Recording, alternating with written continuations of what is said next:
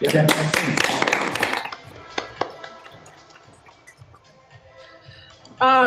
We're gonna try one option, which is to do the audio through Tomoko's computer. I don't know if this is gonna work. So, is there gonna be feedback? Okay, so Judith, if you want to and then let's see. Okay. Sound good, good. Can you hear me? Did you mute this room? Okay. Oh, there is an echo. Can you hear me?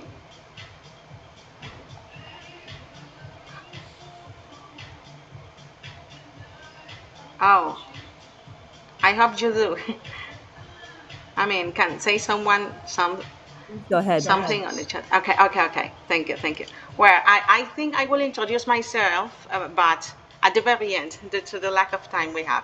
So don't worry. So this is, currently I am conducting a predoctoral research that has shaped my PhD research proposal. So I'm here to learn and to share these early findings and to receive with humble their feedbacks and constructive thoughts and ideas. So I've been wondering, obviously, and I've realized that many people ask, where does food come from or how it is produced? But I found myself asking, how can we feed people, but without destroying the very ecosystems that make food possible?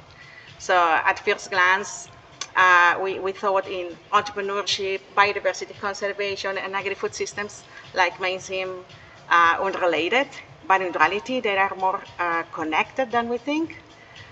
We know that biodiversity is collapsing faster than we can track, and it receives only a fraction of the attention given to climate change. So particularly, I'm focusing this research on Global South because I come from that. And here in the Global South, our biodiversity loss isn't accidental. It's rooted in agri-food systems, and it's rooted in over 400 of colonialism and resource extraction. So that led me to this research where entrepreneurship and biodiversity conservation and agri-food system come together. Next slide, please. So first I wanted, yes, in this one. So first I wanted to understand how entrepreneurship engaged with biodiversity. And then that led me to agri-food systems, the missing link. But first of all, how entrepreneurship engaged with biodiversity? We know many entrepreneurial approaches claim to support this sustainability, claim to support this biodiversity. But, so I conducted the systematic scoping review. 4 main approaches emerged, you can see on the display. But these approaches share some traits, share some gaps, foundational gaps, methodological gaps, geographical gaps, etc. And these approaches also share some systemic constraint factors that are limiting their potential to genuinely deliver biodiversity positive outcomes. But these systemic constraint factors are not isolated. They are operating with this interconnection. But in this scoping review, I realized that potentially regenerative entrepreneurship stands out because due to its core dimensions, they focus in theory, in regenerating planet, people, and economies, rooted in a post-growth perspective. Design business is with and for nature and none more than human worth. But after exploring how entrepreneurship engaged with biodiversity conservation, I found that yes, regenerative entrepreneurship is the approach. Next slide, please. Is the approach potentially most aligned with ecological restoration? Potentially. But I wanted to ground this insight. So I conducted a mapping exercise using secondary data to see and to understand, okay, where this regeneration is still possible and under what conditions is ecological viable, or is just a symbolic narrative of another buzzword of regenerative entrepreneurship. Is this possible? Can be happen or not in practice? So beyond the theory, that we have really a strong theory, we look at the operationalization of this entrepreneurship that is regenerative. So this is where I came to the conclusion that led me to agri-food systems, the missing link. And indeed, regeneration is impossible everywhere. So my mapping revealed that there are, fortunately, there are top 5 countries, and I mentioned in this order. First, Brazil, Indonesia, China, Mexico in 4th place, and then Colombia. They hold together 52% of global regeneration potential regarding biodiversity and nature. Why is this possible? Because they share key traits, and the key traits relies on rural agri-food systems landscapes, not in intensive agri-food systems. They share key traits. Regeneration is possible because they are not reaching still the tipping point. They have proximity to intact forests still. We have rich organic soils still, and low aerobic density, moderate population pressure. I mean, with the exception of China, because they are handled in another, with another solutions, smart solutions, their overpopulation. And they have semi-supportive policies, not strong, but semi-supportive policies. So these areas still hold regenerative potential, but only if they act with intentionally design. They could become this powerful agent of restoration. So regeneration, this is the where can be regeneration happens. In agri-food systems, in rural landscape agri-food system, and with regenerative entrepreneurship. Okay, but how? How is this possible?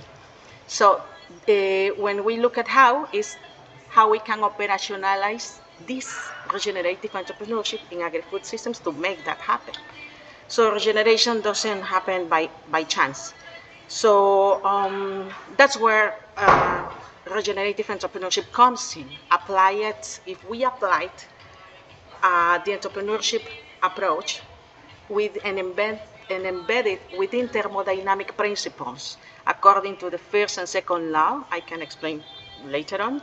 But according to the first law of thermodynamics, energy can be created or destroyed, and the second law is regarding we are moving toward disorder and entropy.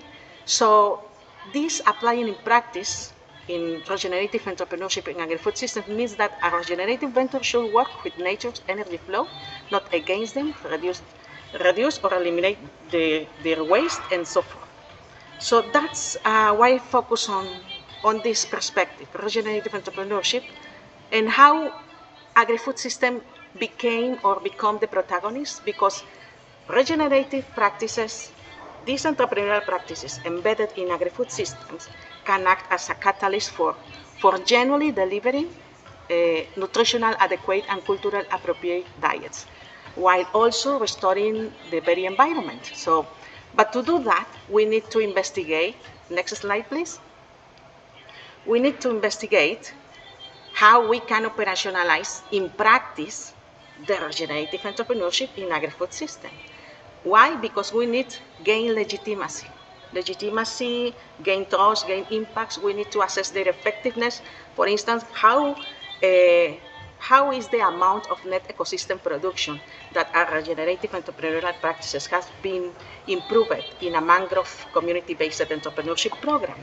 Or how many hectares has been restored through another kind of biodiversity startup monitoring and so forth.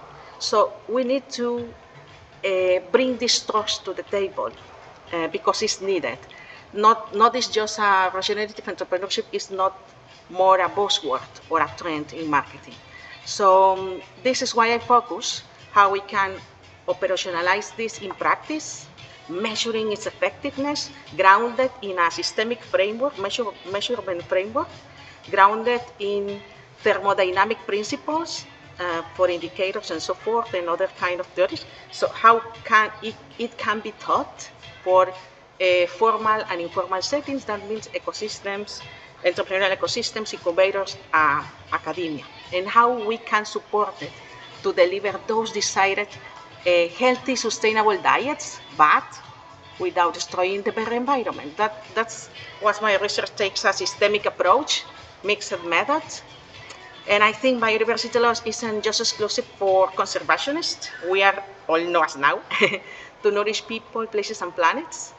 I come from the business economics approach and background, and I studied my master's degree at University College London in sustainability, innovation, and entrepreneurship. That's where I fell in love of regeneration, regenerative approach, and sustainability. And now I am actively applying, wish me luck, to my PhD research proposal. And I'm open to receive feedback if I need to change my questions. And that's it. And just something about me. I grow